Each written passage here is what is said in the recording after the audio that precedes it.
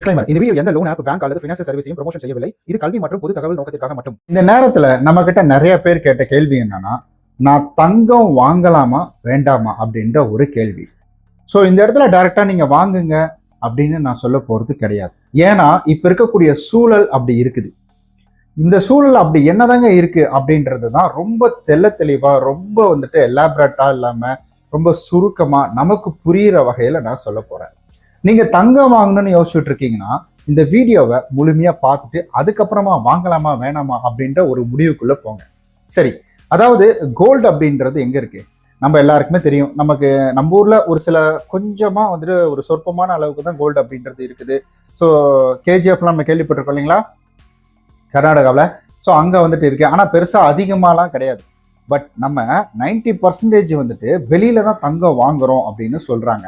So அப்படி வாங்கக்கூடிய தங்கம் அப்படின்றது நம்ம வாங்கணும்னா நம்ம ஊர்ல மாதிரி நம்ம ஊர் இந்தியன் ருப்பியை எடுத்துட்டு போயிட்டு இருந்தாங்க 1000 ரூபா, எனக்கு 1000 ரூபாய்க்கு தங்கத்தை கொடு, இந்த 2000 ரூபாய்க்கு தங்கத்தை கொடு அப்படின்ற மாதிரி நம்மளால வாங்க முடியாது.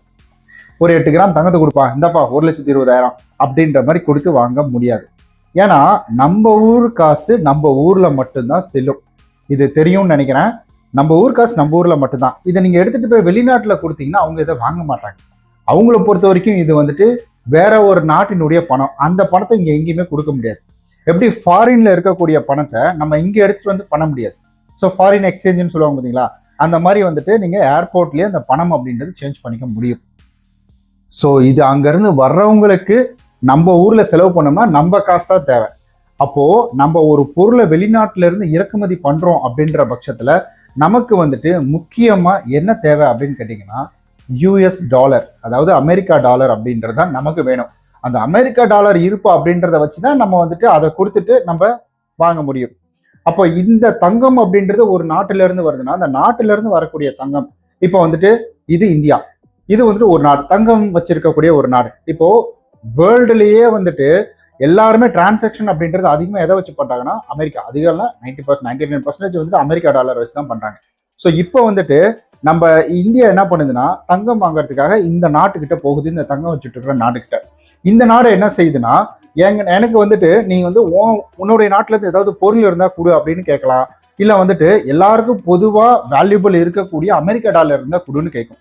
நம்ம நிறைய ஏற்றுமதி இறக்குமதி எல்லாம் பண்ணிட்டு இருக்கோம், நிறைய விஷயங்கள் அப்படின்றதெல்லாம் பண்ணிட்டு இருக்கோம். அதாவது திருப்பூர்ல இருந்து பண்றாங்க பார்த்தீங்களா, துணி, இந்த மாதிரிலாம் நிறைய நம்ம எக்ஸ்போர்ட் அப்படின்றது பண்ணிக்கிட்டு இருக்கோம். இம்போர்ட்டும் பண்றோம், எக்ஸ்போர்ட்டும் பண்றோம், எல்லாமே பண்ணிட்டு இருக்கோம். அப்போ இங்க இருந்து அவங்களுக்கு ஒரு தேவை, அந்த தேவையை நம்ம பூர்த்தி செஞ்சாதான் நமக்கு அங்க இருந்து ஒரு தேவை அப்படின்றது நமக்குள்ள வரும். அப்ப நம்ம இந்த இடத்துல நம்ம என்ன பண்ண போறோம்னா பண்ணிட்டு நிறைய நகையை வாங்கி சேமிப்புக்குள்ள கொண்டு போறோம். நகை நமக்கு இங்க லோக்கல்ல வச்சா அடமான வச்சா காசு தராங்க, உடனே எடுத்துட்டு போய் கொடுத்துட்டா நமக்கு காசு கிடைச்சிருது. ஸோ பேங்க்லயும் பாத்தீங்கன்னா இந்த மாதிரி நிறைய ஆப்ஷன் அப்படின்றது கொண்டு வந்திருக்காங்க அப்படின்றது நம்மள தெரிஞ்ச விஷயம் தான். அப்போ இந்த அளவுக்கு வேல்யூபிளா இருக்கிறது நம்ம ஒரு காசா கையில வச்சிருக்கிறத விட பட் நம்ம நகையா வச்சிருந்தா அது சேஃப்டியா இருக்கும். ஏதாவது ஒரு ஆத்திர அவசரத்துக்கு எடுத்துட்டு போய் வச்சு அதை நம்ம காசா மாத்திக்கலாம் அப்படின்ற மாதிரி நம்ம யோசிப்போம். அதனாலதான் நம்ம முதலீடு அப்படின்றத தங்கத்துல அதிகமா பண்ண ஆரம்பிச்சிருக்கோம். அப்ப தங்கத்துல நம்ம அதிகமா நம்ம தங்கம் வாங்க நம்ம ஊர்ல இருக்கிறதுனா உற்பத்தியை அதிகப்படுத்துவாங்க, அதை கொள்முதல் பண்றதை அதிகப்படுத்துவாங்க. பட் அது நம்ம ஊர்ல இல்லை அப்படின்றதுனால வெளிநாட்டுல இருந்து அதை வாங்கணும். இப்போ நம்ம அதிகமா எல்லாருமே தங்கம் வாங்க ஆரம்பிச்சிட்டோம்னா இப்ப இந்தியா என்ன செய்யும்? இப்ப நம்ம கிட்ட தங்க இருப்பு குறைஞ்சிட்டு இருக்குன்னா இந்தியா என்ன செய்யும்னா வெளியில இருந்து இம்போர்ட் பண்ணும். வெளியில இருந்து வாங்க, எங்க யாரு தங்கம் வச்சிருக்கீங்களோ கொடுங்க அப்படின்னு சொல்லி. இப்ப அந்த நாடு என்ன செய்யும்னா எனக்கு நீங்க யூஎஸ் டாலர் கொடு அப்படின்ற மாதிரி கேட்கும். அப்ப யூஎஸ் டாலருடைய இருப்பு நமக்கு குறையுது அப்படின்னா இப்ப நம்ம இது மட்டுமா இங்க இருந்து வாங்குறோமா, நிறைய மெடிசன் கூட வாங்குறோம்னு கேள்விப்பட்டேன். அப்போ அந்த அத்தியாவசிய தேவை பொருட்களை நம்மளால அங்கிருந்து வாங்க முடியாது. எப்படி வாங்க முடியும்? ஏன்னா யூஎஸ் டாலர் நம்ம வெறும் தங்கத்துக்காகவே நம்ம யூஎஸ் டாலரை செலவு பண்ணிட்டோம்னா ஸோ எப்படி நம்மளால மற்ற அத்தியாவசிய பொருட்கள் எப்படி வாங்குறது? அதுக்கு நம்ம கொடுக்கணும் இல்லைங்களா? அதுக்கு நமக்கு யூஎஸ் டாலர் இருப்பு தேவை. அப்போ அதிகமா தங்கத்தை நம்ம வாங்க வேணாம் அப்படின்னு நம்மளுடைய பிரைம் மினிஸ்டர் சொன்னதுக்கான காரணம் இதுதான். அவங்க விளக்கம் அவங்க இதுவா சொல்லல. பட் என்னை பொறுத்த வரைக்கும் நான் இந்த ஃபீல்டுல ரொம்ப வருஷமா இருந்துட்டு இருக்கிறேன். என்னை பொறுத்த வரைக்கும் என்னுடைய புரிதல், எனக்கு தெரிஞ்ச விஷயத்தை வச்சு நான் சொல்றேன். இந்த ஒரு காரணத்தினால்தான் அவர் வாங்க வேணாம்னு சொல்லியிருப்பாரு. இதுதான் மெயின் ரீசன் அப்படின்னு நான் நம்புறேன் என்னை பொறுத்த வரைக்கும். ஓகே, இப்படிதான் நீங்க ஒரு தோராயமா எடுத்துக்கிட்டீங்கன்னா இப்படிதான் வரும். என் ஊர்ல தான் இந்தியா ருப்பிலாம் செல்லும், என் நாட்டுல தான் செல்லும். நான் வெளிநாட்டுக்கு போகணுமா அங்க இருக்கக்கூடிய ஃபாரின் எக்ஸ்சேஞ்சுன்னு சொல்லிட்டு ஒரு இடம் இருக்கும், கரன்சி சேஞ்சுன்னு சொல்லிட்டு இருக்கும். கரன்சியை மாத்துறது அந்த ஏர்போர்ட்ல நான் அந்த கரன்சியை மாத்திக்கிட்டு அந்த ஊருக்கு காசு எடுத்துட்டு போய் நான் செலவு பண்ண முடியும். அதுதான் வேல்யூ, அப்படிதான் வந்துட்டு ப்ராப்பர் எல்லாமே நடந்துட்டு இருக்கு. ஸோ இப்போ என்ன ஆச்சுன்னா நம்ம ஸ்ட்ரெயிட் ஆஃப் ஹோர்மோஸ் அப்படின்றத சாத்தி வச்சிருக்கிறதுனால சில வந்துட்டு சீஸ்பயர் வந்துருச்சு அதெல்லாம் ஒன்றும் ஆகாது அப்படின்னு சொன்னாங்க. பட் இருந்தாலும் இது வந்துட்டு சைலண்டாக நடந்துக்கிட்டு தான் இருக்குது. அதனால என்னாச்சுன்னா நமக்கு வந்து கச்சா எண்ணெய் வர்றது கம்மியாயிடுச்சு. இப்போ தங்கம் இல்லாம நம்மளால வந்து என்ன பண்ண முடியும், நம்மளால வந்துட்டு என்ன வேணா பண்ணிக்கலாம். ஸோ வந்து தங்கம் இல்லாம நம்மளால வந்து சாப்பிட முடியும், நம்மளால எங்கேயோ டிரான்ஸ்போர்ட்டை யூஸ் பண்ண முடியும், நம்ம வந்துட்டு இருக்க முடியும், உயிர் வாழ முடியும். ஸோ சிம்பிளா சொல்ல போனோம்னா, பட் கச்சா எண்ணெய் இல்லைன்னா என்னென்ன அடிவாங்கன்னு சொல்றேன் கேட்டுக்கோங்க. கச்சா எண்ணெய் குறைஞ்சிருச்சு, நம்மளால கச்சா எண்ணெய் வெளியில வந்துட்டு $US கொடுத்து வாங்க முடியல, ரொம்ப தட்டுப்பாடு அதிகமா இருக்குன்னா அப்ப என்ன ஆகும்னா, ஸோ இந்த இடத்துல வந்துட்டு நமக்கு முதல்ல டிரான்ஸ்போர்ட், அதாவது லாரி, பஸ், இது எல்லாமே வந்துட்டு ஃபியூல், பெட்ரோல், டீசல் தான் ஓடிட்டு இருக்குது. ஸோ இந்த பெட்ரோல் டீசல், பெட்ரோல் கூட விட்டு தள்ளுங்க, ஏன்னா அது வந்து நம்ம யூஸ் பண்ற கமர்ஷியல் வெஹிக்கிள் தான். டாக்ஸி இந்த மாதிரி, சாரி வந்து காரு இந்த மாதிரி விஷயங்கள், பைக் இந்த மாதிரி தான் ஓடிட்டு இருக்கு. பட் மெஜாரிட்டியா இங்க டீசல் அப்படின்றது ரொம்ப முக்கியம். ஏன்னா அதுதான் லாரி, லாரியில இருந்து தான் பொருள் நமக்கு வருது. அப்போ கப்பல்லையும் அதே தானே, கப்பல்லையும் அதே தான். ஸோ இந்த மாதிரி அங்கிருந்து வருது. விமானம் அப்படின்றது இருக்குது, அது பார்த்துக்கோங்க. விமானத்துக்கு தனியா ஒரு எரிபொருளை இருக்கும், அது இந்த கச்சா எண்ணெயில இருந்து தான் கிடைக்கும். ஸோ இங்கிருந்து வரக்கூடிய பொருட்கள் நம்ம நாட்டில இருந்து, நம்ம இப்போ வந்துட்டு நம்மளுடைய சென்னை ஹார்பர்ல வந்து பொருள் இறங்குதுன்னா ஹார்பர்ல இருந்து எப்படி போகும், அங்கிருந்து கப்பல்லையா போகும்? கிடையாது.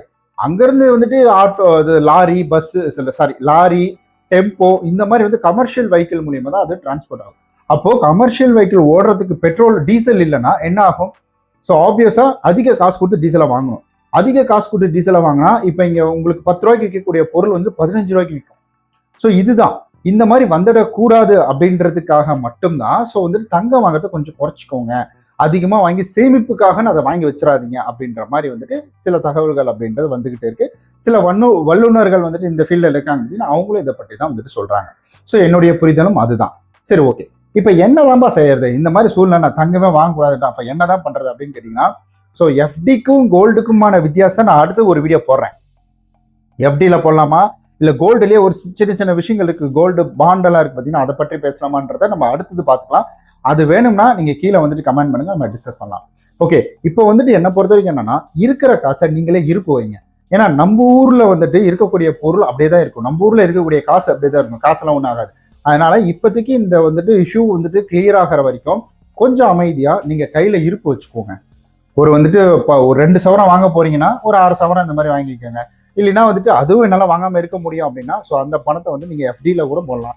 ஸோ அதுக்கான விளக்கத்தை சொல்லி நான் நெக்ஸ்ட் வந்து சொல்றேன். எஃப்டியில ப்ளஸ் இருக்கு, மைனஸ் இருக்கு, இந்த கோல்டு இஷ்யூ இதெல்லாம் வச்சு நான் அடுத்தது ஒரு வீடியோ சொல்றேன். ஓகே, இதுதாங்க.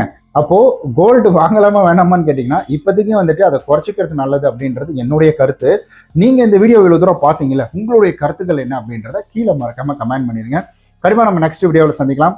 ஸோ வேற ஏதாவது கேள்விகள் இருந்துச்சா வரவேற்கப்படுகிறது. இது ஃபினான்ஷியல் அட்வைஸ்லாம் கிடையாது. I'm not a SEBI registered, I'm not a financial advisor.